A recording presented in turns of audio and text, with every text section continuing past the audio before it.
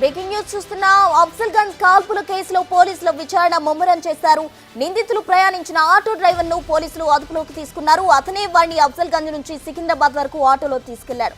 Secunderabad alpha hotel వద్ద దొంగలను వదిలిపెట్టినట్టు auto driver చెప్తున్నారు.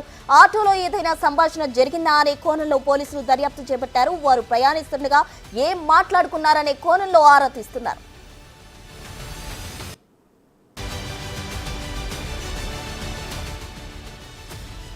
అఫ్జల్గంజ్ కాల్పుల కలకలానికి సంబంధించి పోలీసులు విచారణ ముమ్మరం చేశారు. పూర్తి వివరాలు మా ప్రతినిధి సాగర్ అందించేందుకు సిద్ధంగా ఉన్నారు. సాగర్, చెప్పండి, అసలు నిందితుల్ని ఎప్పటిలోగా పట్టుకునే అవకాశం ఉంది? ఆటో డ్రైవర్ దగ్గర పోలీసులు ఏం సమాచారం సేకరించారు?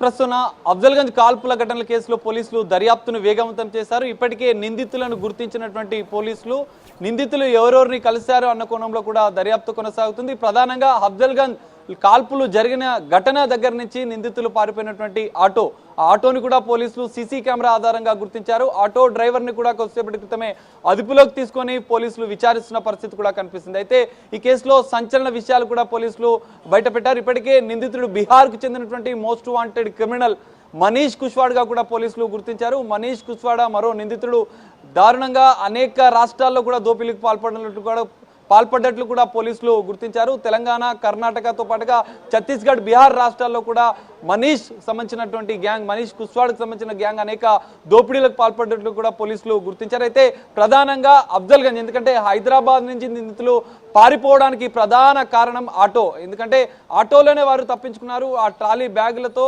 కాల్పులు జరిగినటువంటి ఆ మినీ ట్రావెల్ బస్సు దగ్గర నుంచి కాల్పులు జరిగిన తర్వాత వాళ్ళు ట్రాలీ బ్యాగులతో పరిగెత్తిన అనంతరం అఫ్జల్గంజ్ పోలీస్ స్టేషన్ సమీపంలోనే ఆటోలో వాళ్ళు MJ market, tank bund, Abids tank bund నుంచి సికింద్రాబాద్ వైపుగా ప్రయాణించినట్టుగా కూడా పోలీసులు గుర్తించారు. అయితే అఫ్జల్గంజ్ నుంచి ఆటోలో వాళ్ళు సికింద్రాబాద్ ఆల్ఫా హోటల్ వరకు ప్రయాణం చేశారు. సో ఈ ప్రయాణంలో నిందితులు ఇద్దరు ఎవరైతే మనీష్ కుష్వాడ్తో పాటుగా మరో నిందితుడు ఆ ట్రాలీ బ్యాగ్లతో ఎక్కి అక్కడికి ప్రయాణించినటువంటి సేపు వాళ్ళు ఏమేమి మాట్లాడారన్న విషయాలను కూడా ఆటో డ్రైవర్ ద్వారా పోలీసులు సేకరిస్తున్నారు. ఈ కేసులో ఇది ఒక కీలక పరిణామం కూడా మనం చెప్పుకోవచ్చు. ఎందుకంటే వారు ట్యాంక్ బండ్ మీదుగా వెళ్తున్న సమయంలో సికింద్రాబాద్ రైల్వే స్టేషన్, బస్ స్టేషన్కు ఎంత దూరం ఉంటుందని చెప్పి కొన్ని ప్రశ్నలు కూడా ఆటో డ్రైవర్ని అడిగినట్లుగా కూడా తెలుస్తుంది. అయితే రాయ్పూర్ వెళ్ళాలంటే ఎలా వెళ్ళాలి, రైలు మార్గం ద్వారా లేదా బస్సు మార్గం అనేది ఇంకా ఏదైనా అక్కడి నుంచి అవకాశం ఉన్నదా అన్న అంశాలను కూడా వారు అడిగినట్లుగా తెలుస్తుంది. ఎందుకంటే ఈ రోషన్ ట్రావెల్స్ వాళ్ళు టికెట్ బుక్ చేసినటువంటి రాయ్పూర్ బస్సుకు సంబంధించినటువంటి విషయంలో కూడా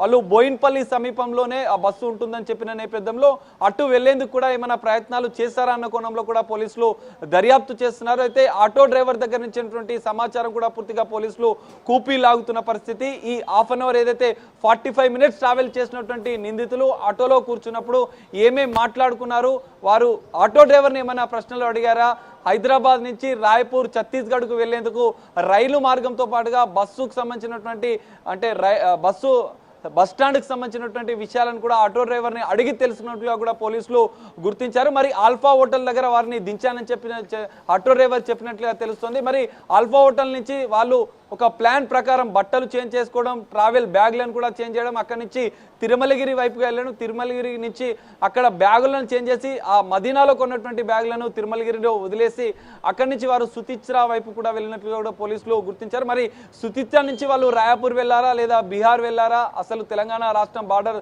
దాటారా అన్న కోణంలో కూడా పోలీసులు కీలకంగా దర్యాప్తు చేసిన పరిస్థితి.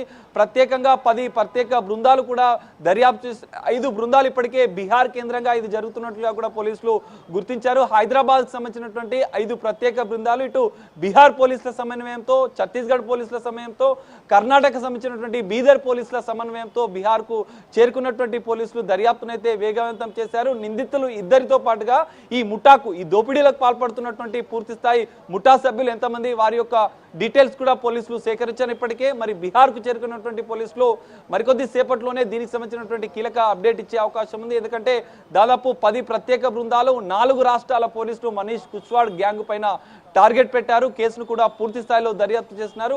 బీహార్లో మాత్రం కొన్ని పరిణామాలు కూడా పోలీసులకు ఎదురయ్యే అవకాశం ఉంది. స్థానిక పోలీసుల సహకారంతోనే పోలీసులు అయితే దర్యాప్తు కొనసాగిస్తున్నాడు. హైదరాబాద్ పోలీసులు మాత్రం ఖచ్చితంగా నిందితులను త్వరలోనే పట్టుకుంటామంటూ ధీమా వ్యక్తం చేస్తున్న పరిస్థితి మనకు కనిపిస్తుంది. ప్రస్తుతం. Right Sagar, thank you.